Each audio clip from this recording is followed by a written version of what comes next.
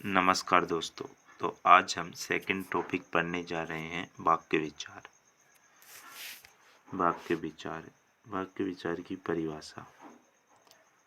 आचार्य विश्वनाथ के अनुसार वाक्य सात योग्यता, आकांक्षा, सानिध्य युक्त पदोच्चय है, अर्थात जिस वाक्य में योग्यता और आकांक्षा के तत्व विद्वान हो वह पदच्चय युक्त वाक्य कहलाता है।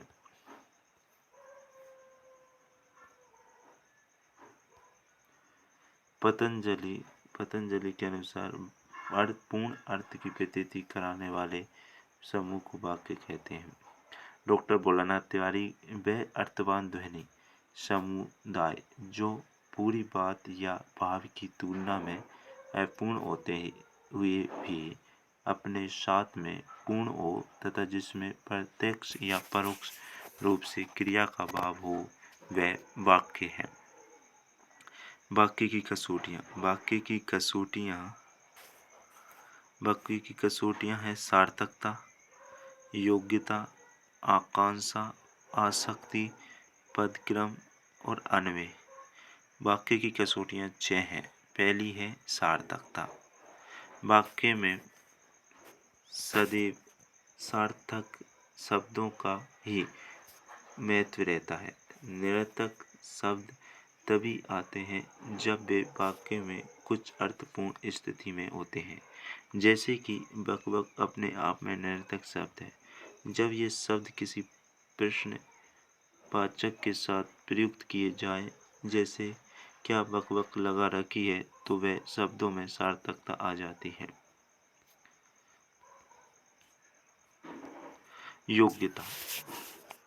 योग्यता वाक्य के पदों का प्रसंग के अनुकूल भावबोध अर्थात अर्थ ज्ञान कराने की क्षमता ही योग्यता कहलाती है।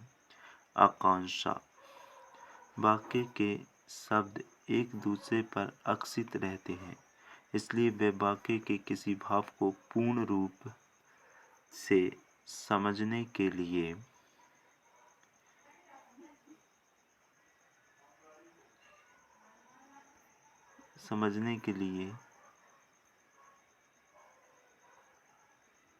योग्यता वाक्य के पदों का प्रसंग के अनुकूल भावबोध अर्थात अर्थ ज्ञान कराने की क्षमता ही योग्यता कहलाती है। आकांक्षा वाक्य के शब्द एक दूसरे पर अक्षित रहते हैं,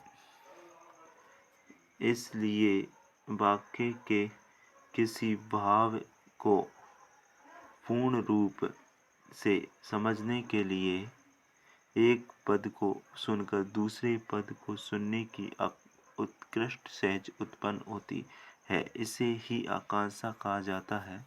जैसे भूखे बच्चे से माता कुछ शब्द हाँ बेटा कह दे तो बालक अगला शब्द हाँ दूध लाती हूँ सुनने को ललाहित रहेगा। जब तक माता दूध लाती है वाक्य को पूरा न सुन ले, यही आकांक्षा है। इसके बिना वाक्य पूर्ण नहीं होगा। आसक्ति योग्यता और आकांक्षा के साथ वाक्य के शब्दों में परस्पर सानिध्य भी आवश्यक है, अन्यथा अर्थ समझने में कठिनाई होती है। पदक्रम वाक्य में प्रयोग करने के लिए शब्दों का सही व्याकरण अनुसार माप क्रम प्रयोग करना आवश्यक है। पद क्रम के अभाव में कुछ का कुछ अर्थ निकल जाता है और इस प्रकार विचारों का सही संप्रेषण नहीं हो सकता है। अन्वय छठा है अन्वय।